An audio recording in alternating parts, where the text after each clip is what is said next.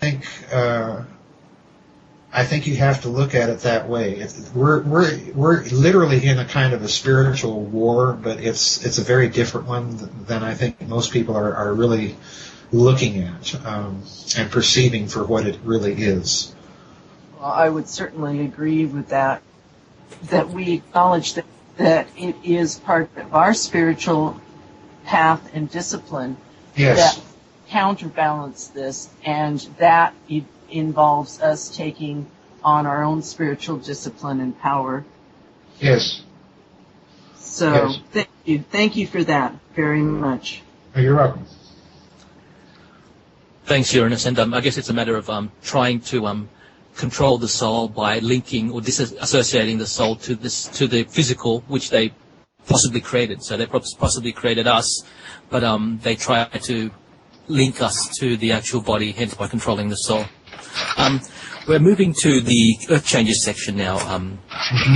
The first question, Joseph, we have is, in a previous interview on the Byte radio show, you were talking about energy weapons, and you stated that if you saw earthquake swarms, then that would be more likely indicative of the use of energy weapons. Since November 2010, we have been seeing earthquake swarms in the Gulf of Aden, and recently in 2011 in Puerto Rico region, Dominican Republic, and the Virgin Islands region. Do you think these effects of energy weapons, and more importantly, what purpose? I think they very well could be, and I'm glad you asked the question, because I've been blogging a lot lately on this topic. I've posted a few members-only papers on the topic on my website, and I'm not done by any stretch of the imagination.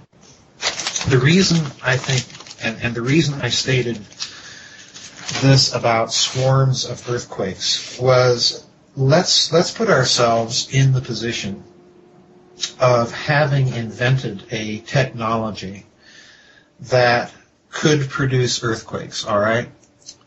Now, the problem that we immediately have is we do not know the actual observational effects of our technology. So what we're going to have to do, like it or not, is we are going to have to produce earthquakes within a certain region of the world, within a certain intensity of energy output, and so on and so forth, and in certain areas where the plate tectonics differ, in order to observe and experimentally verify and validate the various models that we're operating with. So in other words, you literally are turning the entire planet into a laboratory. This is why I predicted that if we're going to look for a sign of the use of an earthquake technology, that we look for clusters or swarms of earthquakes, because quite literally, you're going to have to assemble empirical data in order to verify or disprove whatever models of tectonics, of geophysics that you're operating with. So I think it's very odd that, we are seeing clusters of earthquakes in particular regions. And could they be the signatures of a technology? Yes, but there are other things we would look for in those cases. If this is a technology producing these things, then we're also going to have to be looking for strange sorts of atmospheric effects, kind of glowing light effects or auroral effects in the atmosphere in these regions occurring prior to whatever earthquakes occur, and occurring within, I'd say, 72 to 24 hours prior to whatever earthquakes go off. And there are very specific reasons I say that. They're in a paper that I wrote on my website for the members only. But basically, the bottom line I'm trying to get at here is the reason I said look for swarms of earthquakes. Well, that's telling you that they could be experimenting and collecting data, and that's literally why I proposed that in the first place. So I hope that answers your question. Thank you, Joseph. Yes. Another question I had was, Richard Hoagland, based on his research recently, seems to subscribe to solar issues or problems coming in the next few years. Ancient texts and prophecies seems to suggest this. Even the Nazi symbol, the swastika, was in many cultures a symbol for a revolving sun. Yes. with strange behavior from the elite, including doomsday seed vaults, secret underground bases from researcher Richard Sauder, as well as rumor that the elites are relocating to the southern hemisphere and buying large amounts of land several thousands of feet above sea level. What is your take or potential for a solar cataclysm and your take on the 2012 meme? Well, I'm not a 2012 researcher.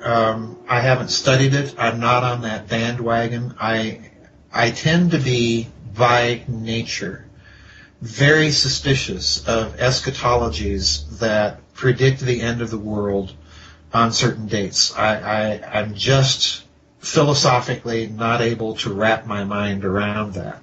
So 2012 has never been a subject that interests me.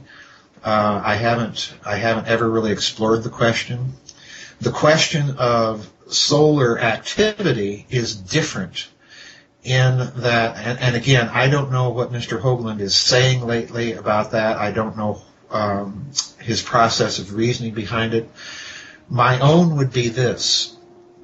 Anytime that you're dealing with a physics that can literally engineer the physical medium itself, then as a consequence of this physics, any large rotating mass in local space that you're engineering is going to be a natural resonator of those longitudinal waves that you're putting out in the physical medium. So in other words, let's say you're playing around with HAARP and you're producing certain resonance effects in the entire planet Earth.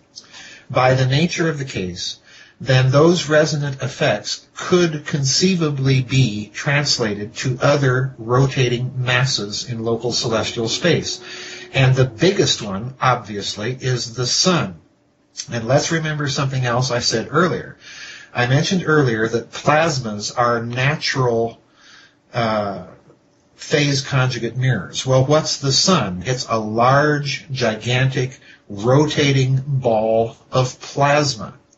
And rotating balls of plasma, if you go back to my book, The Nazi International, and to what the Nazi scientist down in Argentina, Dr. Ronald Richter, actually said to the U.S. Air Force, you can read the documents, I've got them in that book, what he actually said that he was really doing down in Argentina had nothing whatsoever to do with controlling thermonuclear fusion. What he was trying to figure out was the exact mechanism that, in his mind, made a rotating plasma a natural transducer of the zero-point energy. And what's the zero-point energy? Well, in another way of putting it, is simply the energy of the fabric of local space-time. So in other words, the sun, by dint of this kind of physics thinking, of this kind of physics theorizing, is a natural resonator of whatever waves are taking place in the physical medium. So if you are playing around with HAARP, producing resonant effects in the sun, the other thing that you're going to look for as you're doing this are exactly what sorts of effects occur in the sun as you're playing around with this stuff down here on Earth.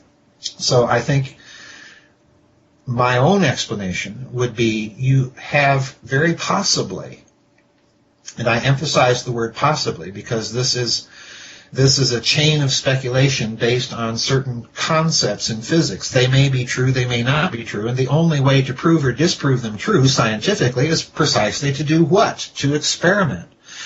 So, we may be looking at yet more side effects of human technology, not some sort of cycle that was observed or predicted or so on and so forth by dint of Mayan astronomers about the year 2012. That, to me, much more than any speculation about 2012 is the really big story and the really frightening story, because that means if you learn how to manipulate those effects, if they conclusively prove to their own satisfaction that they are indeed getting resonant effects in the sun, then the next step is to be able to learn how to manipulate them, or to put it in much starker and more brutal terms, to target them. Thank you, Joseph. Just a quick one. The expanding Earth theory. Nature seems to have a common rule that things grow in sizes. People grow from a baby to an adult. Plants grow. And Yes. could the planet also grow in size? But instead of a period of, say, 90 years, which is observable, perhaps the planet grows over thousands of years. Well, there are various physicists. I know that there's a lot of New Age, what I like to call New Age Gnostic nonsense out there about the growing planet and so on and so forth. I don't pay much attention to that. There are serious physicists that have proposed that the Earth is very, very infinitesimally growing incrementally in mass and to a certain extent in actual volume. All right. And I'm thinking largely in terms of the physicist Pascual Jordan, the famous German physicist, very, very crucial in the development of quantum mechanics, as a matter of fact, and also, incidentally, an ardent Nazi. Another physicist by the name of Ott Christian Hilgenberg, another German, also proposed this idea of a growing Earth and slightly changing physical constants. Those are the people I pay attention to. Is it possible? Yes, I think it is. Because again, let's go back to what I just got done saying. If you have a physical medium, a vacuum, zero-point energy that is constantly producing energy, then a large rotating mass is a natural, let's repeat this word, a natural transducer of that energy. So it stands to reason that if it's doing this, then slowly, incrementally, over time, it is going to change in terms of its mass. In other words, it's going to change in terms of its physical characteristics. It's, in a word, it's going to grow. Great. Thank you, Joseph. Mm-hmm. Giuseppe, you have some questions for Joseph. Yes, Joseph, what do you think, one second. What do you think of the theory that the moon is not a natural satellite? Did I hit on something that you don't want to... Yeah, you did. Okay. Well, you know, Isaac Newton himself made the statement that the moon is the only thing that gives me a headache. Oh, okay. So, you know, let's just look at the moon, and I love the way that Isaac Asimov, the famous scientist and science fiction author, put it. You know, the Earth has a moon that, in terms of the relative size of the satellite to the parent, is enormous. Okay. I mean, you look at the moons of the other planets, and they're these little specks in terms of the relationship of volume and mass to their parent planet.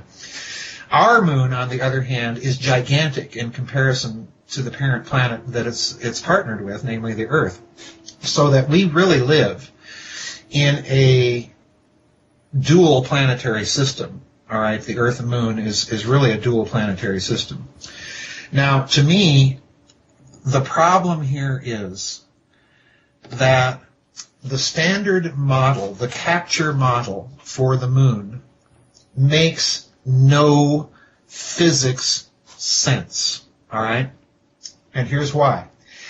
If we can imagine the warping of space-time that occurs around a large mass, you know, pace Albert Einstein's general theory of relativity, if we put a bowling ball on a trampoline, we have